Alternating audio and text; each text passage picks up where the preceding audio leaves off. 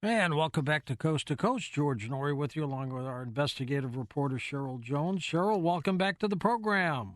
Well, thank you, George. It's very good to be back. As a meteorologist, what do you think of this heat wave that's been hitting the planet? I think it's pretty hot. That has really been incredible. We sure wouldn't want to walk on any pavement in this kind of heat down in the Southwest, pets or anything. It's really, really, really hot. That's a good point. You got to remember the animals, because they're walking with those little paws on, concrete. That's hot, isn't it? It sure is. It sure is. So, would you ever fly in a flying car? I've flown in hot air balloons, but I think with the flying car, I think it's amazing. I think I'd like to not be the first one up. Well, here's the problem. We've got problems with air flights. I mean, we almost had another collision today. What about all these cars up there flying around? I That's asked crazy. him about that. I asked my guest about that. That's the topic of my interview, as you know, and that's what I asked about. It does appear that there's a lot to be worked out, and they're still working on things. I don't know how it's all going to work out in the end.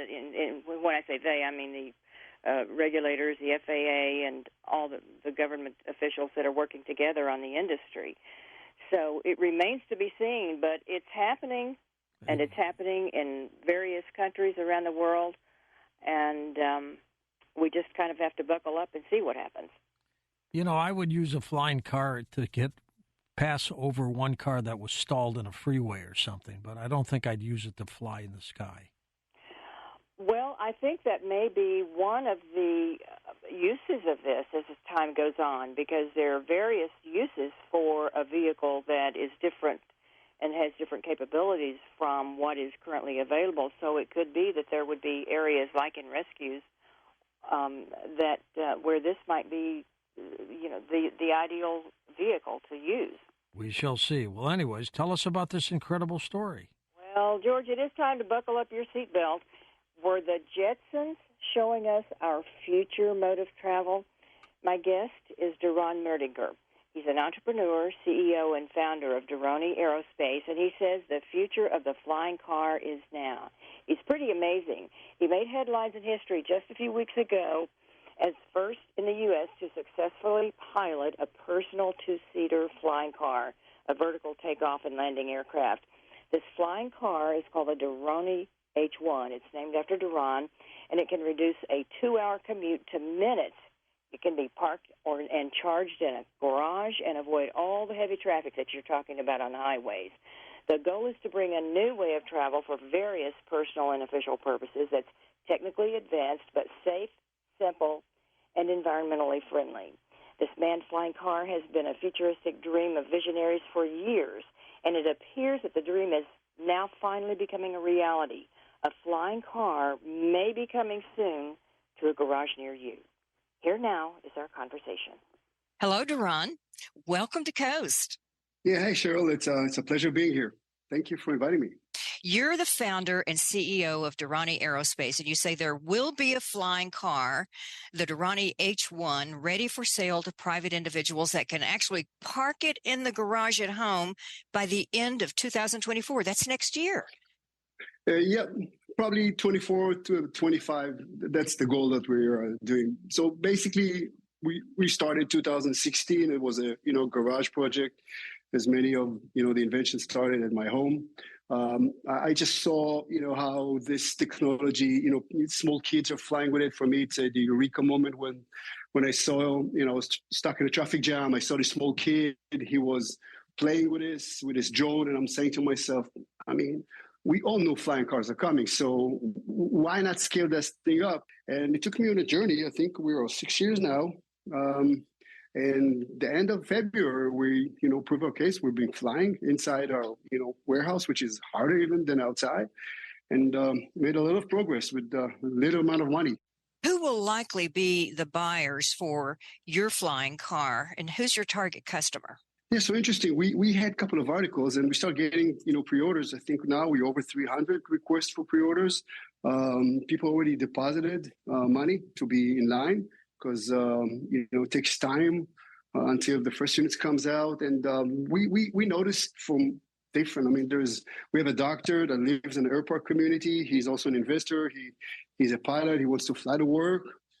We have people who wants to play golf. Obviously, people with more money than average, right? It's about $350,000. So people that have expensive cars, maybe trendsetters.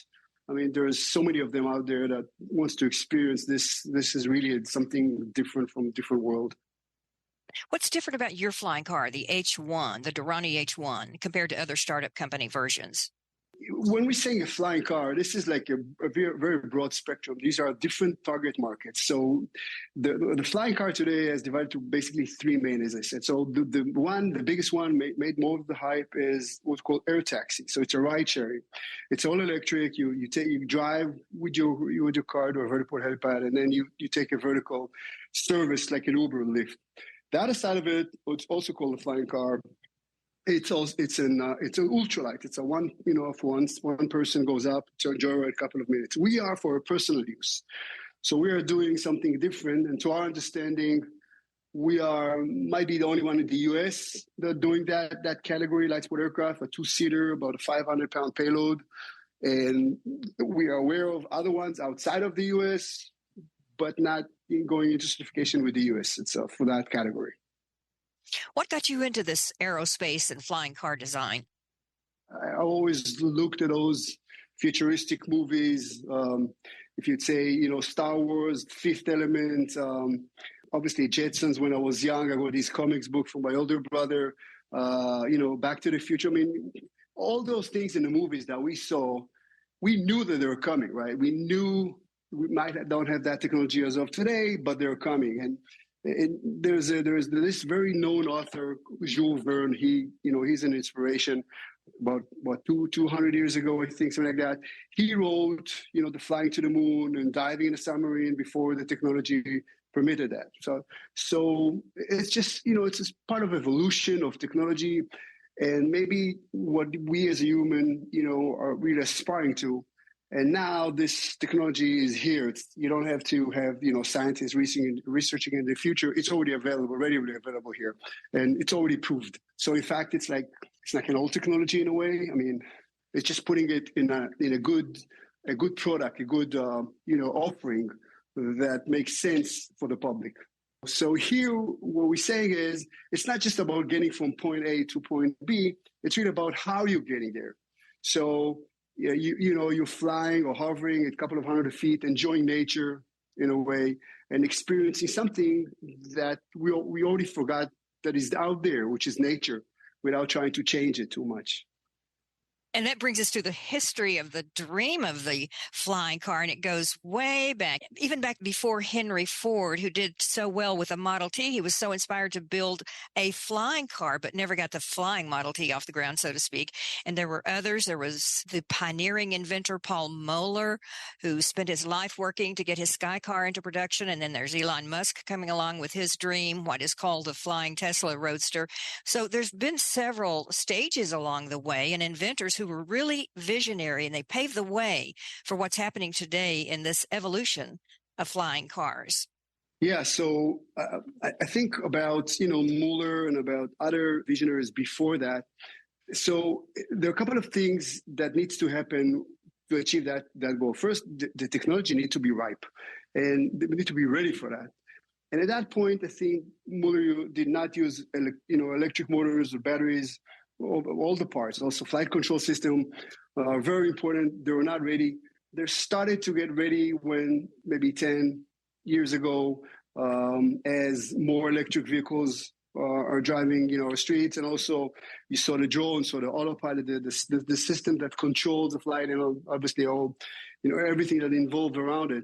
So so the first thing is the technology. The second thing is you need to have the public acceptance. So you need to have people in government, local and federal, starting to show interest and to look into it. And now I can say that there's a growing interest all the time. Partly is because, electric cars are already out there and people understand we need to use electric power system, right? The second thing is think it was the end of 2021. There were two house bills that were supporting advanced air mobility. One was about the infrastructure, and one was about the vehicle. And then trickle down, Air Force interested has something called Agility Prime Program, which is a program deals with eVTOLs, electric vertical takeoff and landing. This is the vehicle that we're doing. Different sizes, different uses. So you see that thing, just growing more and more of interest. And then you have the local government are interested. You see new cities are starting to being built. Even in Saudi Arabia, they talk about the futuristic cities. Even here in Orlando, they talked about it. So, it grows and it needs to be proved. But essentially, it's kind of a known future. They know it's going that way. You mentioned the government, and NASA has also been in the news big time lately. They've been interested in the flying car here for a while, and when President Trump was in office, he called for the government to invest in the flying car technology, saying that we needed to beat China to the punch. Was President Trump right? Basically, China is more advanced than the U.S. as far as eVTOLs. They mainly use it for taxis, so it's autonomous system.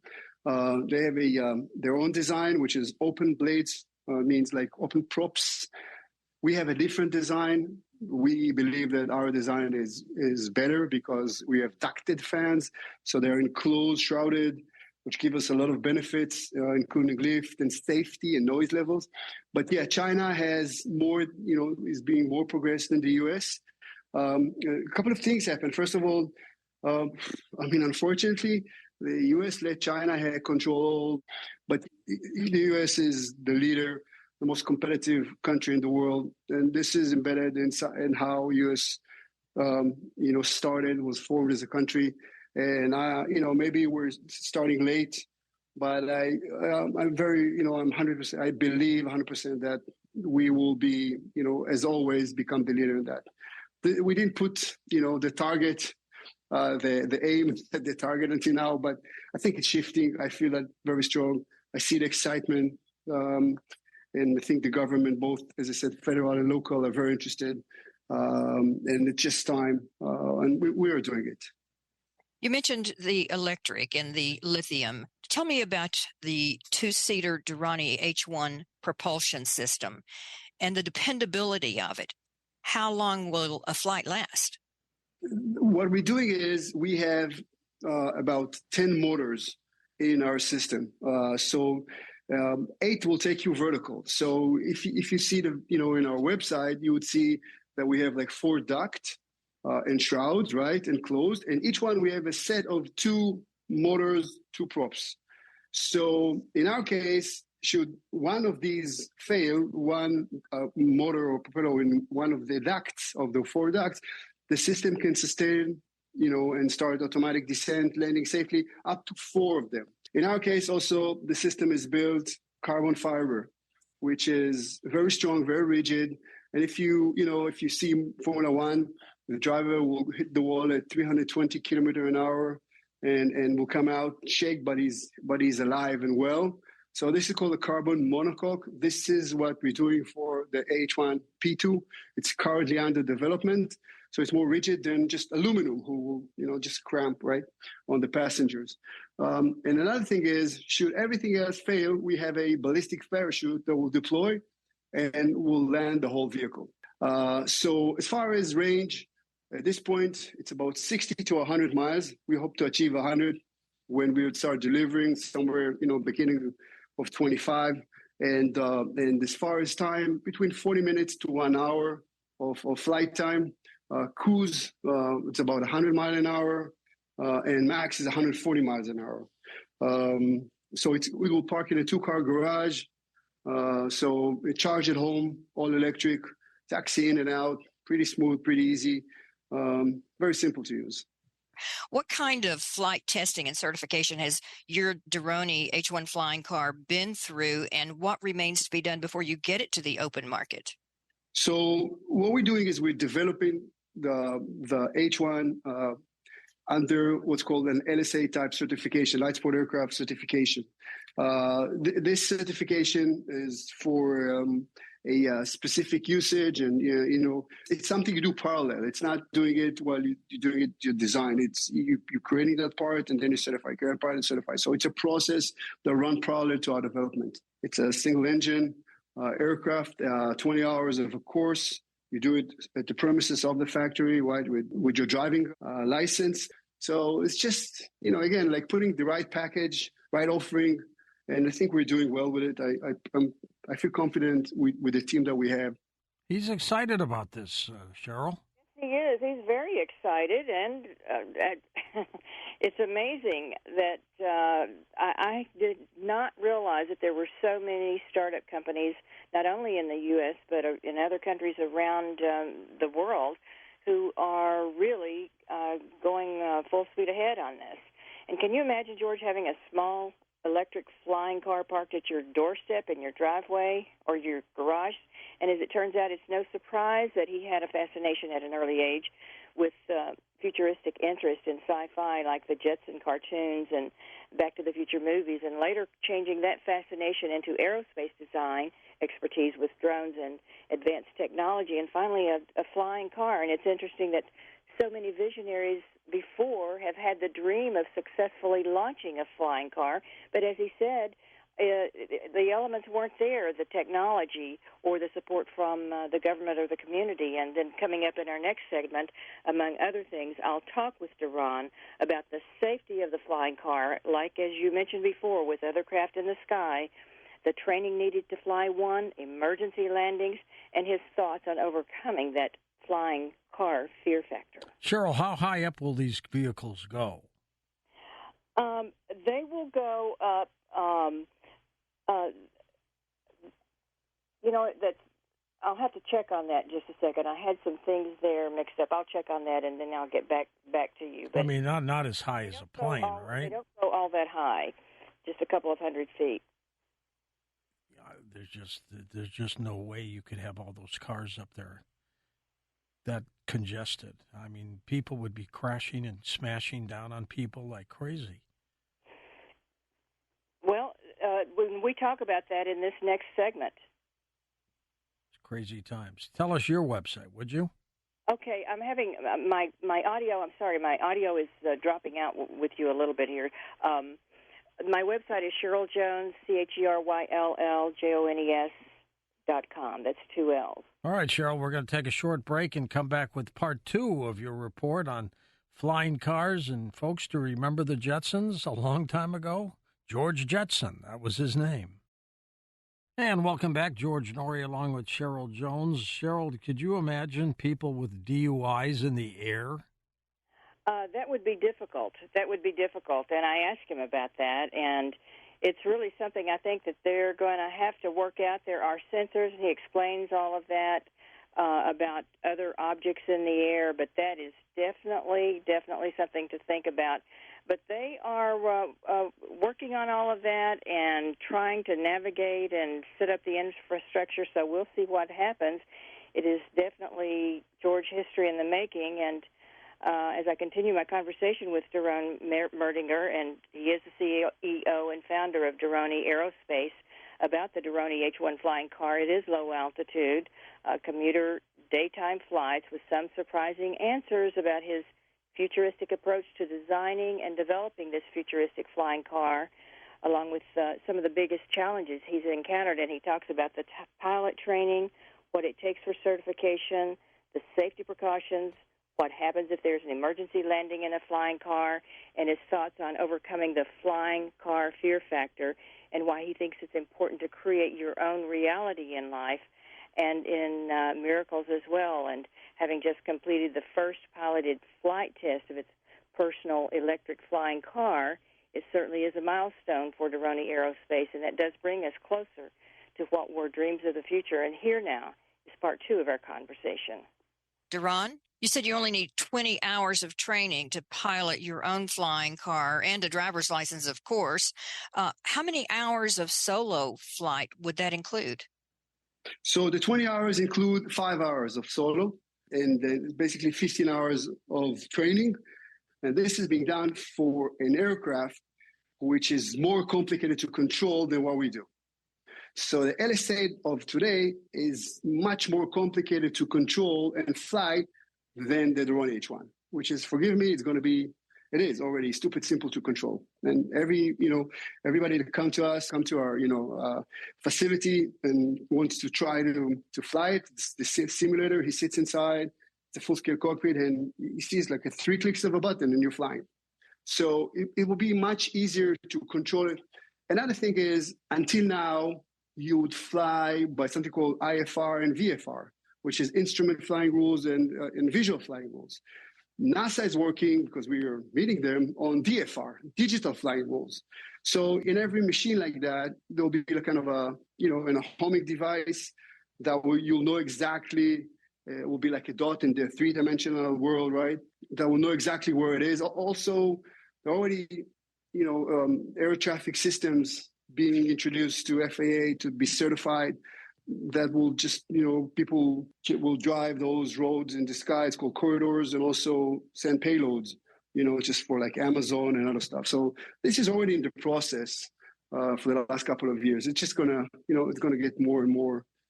How does the pilot avoid mid-air collisions with other things that may be in the same airspace, whether it's flying cars, hot air balloons, Chinese spy balloons, birds, or whatever might be cluttering up the airspace there, and any other aircraft that may be taking off or landing?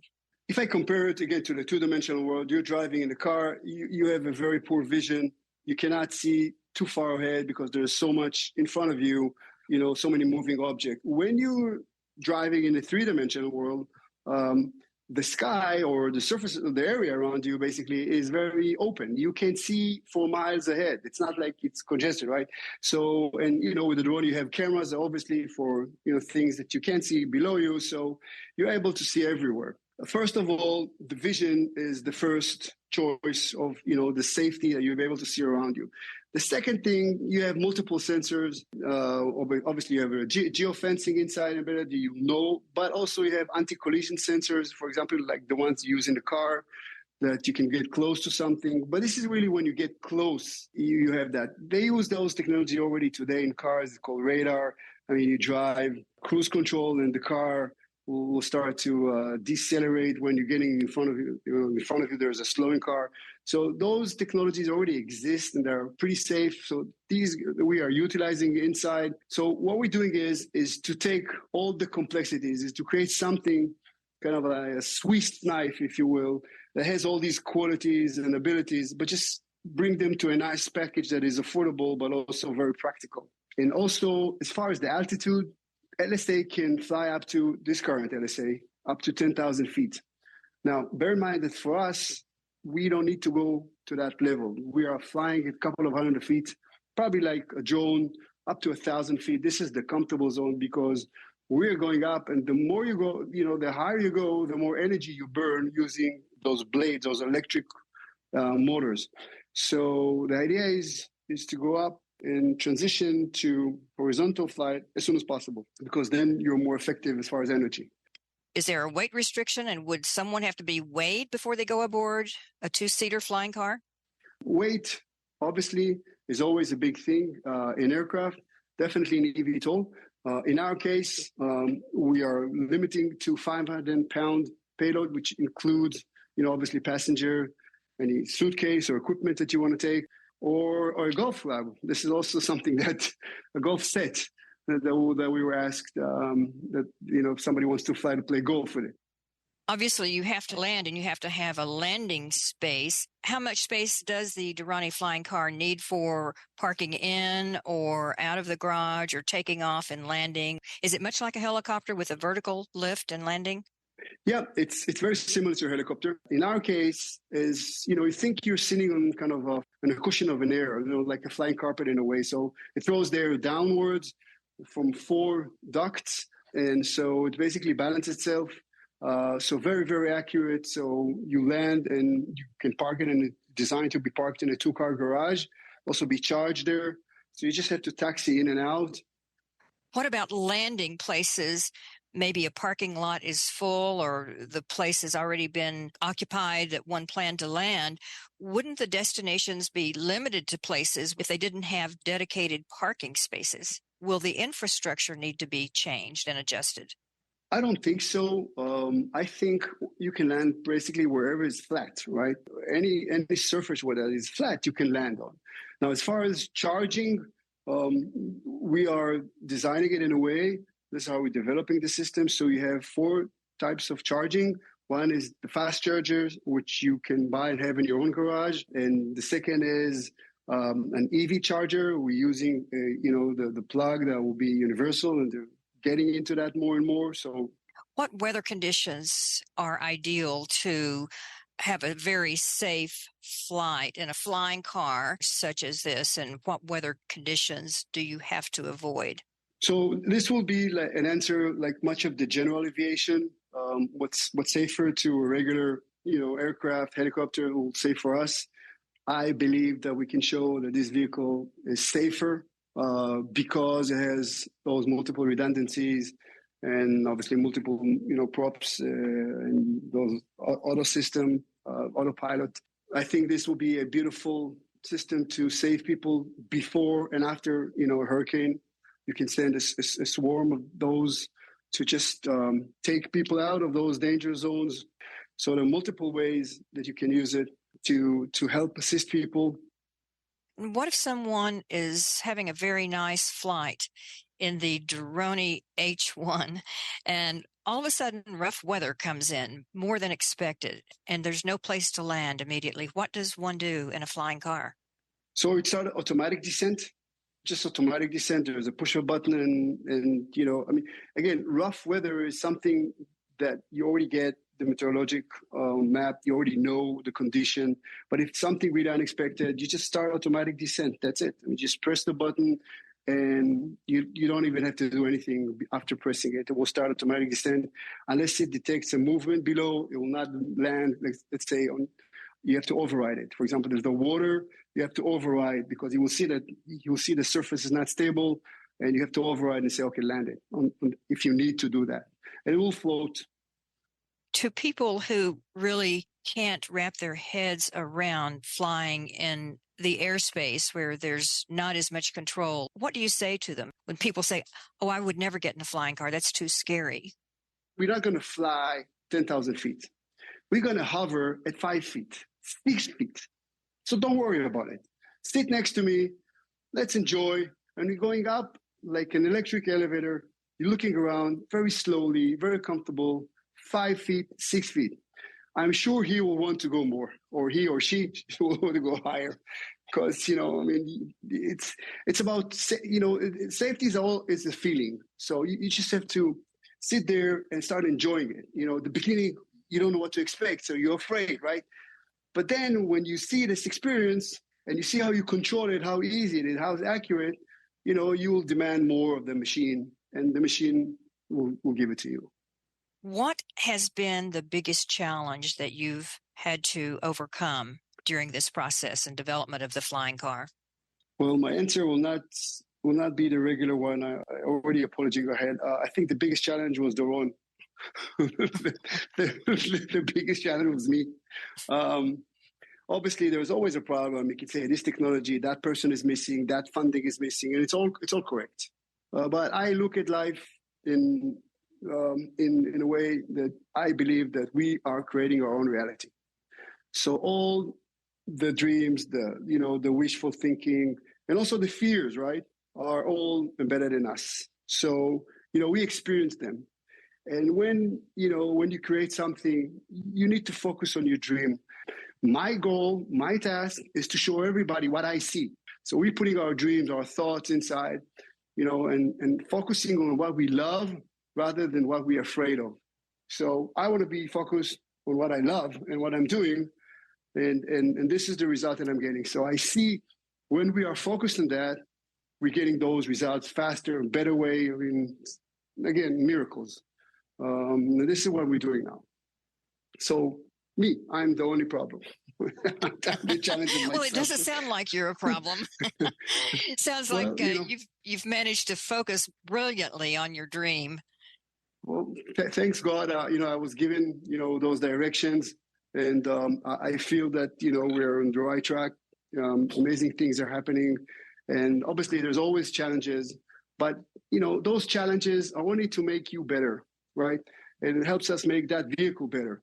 Duran, where can people find out more about the Durrani eVTOL? And that's a small e, capital V, capital T, capital O, capital L, the flying car.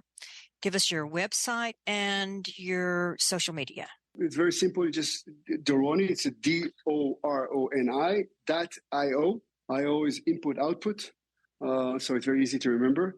So you can find most of the stuff there, including investing in the company.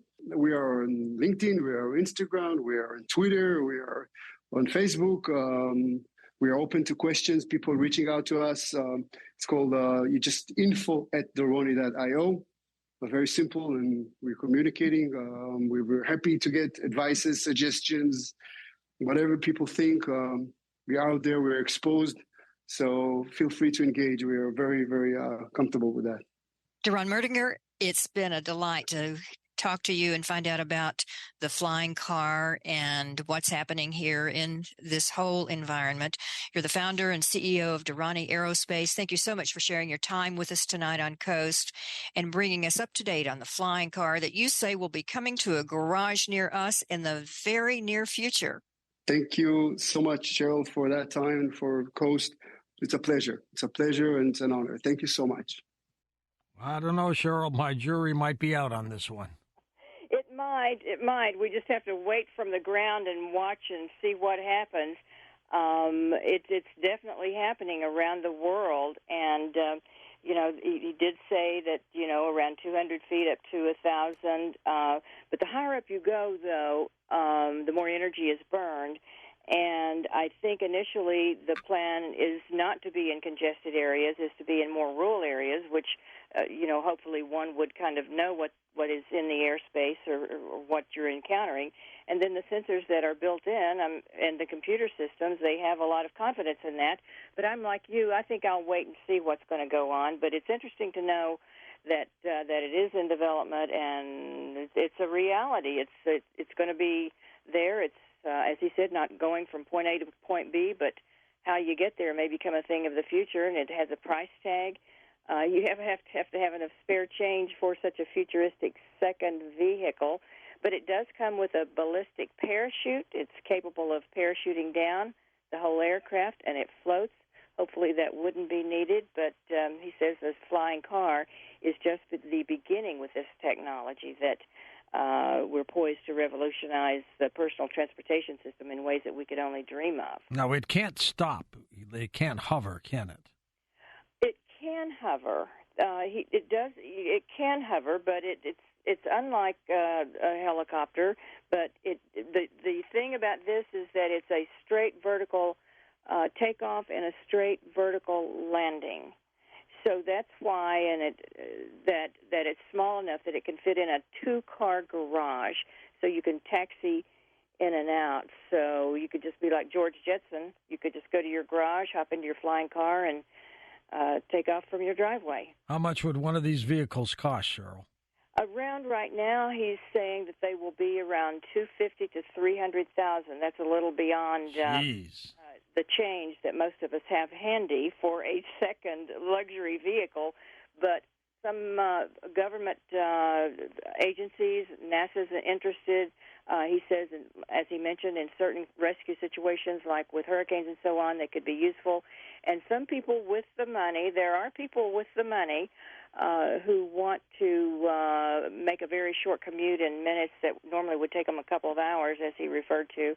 And if the air was not congested, so with an altitude anywhere from 200 to 1,000, and the lower the better, the lower, because of energy, and the time frame being 40 minutes to an hour, and the speed 100 miles an hour to 140, and the range being 60 to 100 miles. So there's a lot going on there. It's something to watch. It's definitely an industry that's getting off the ground.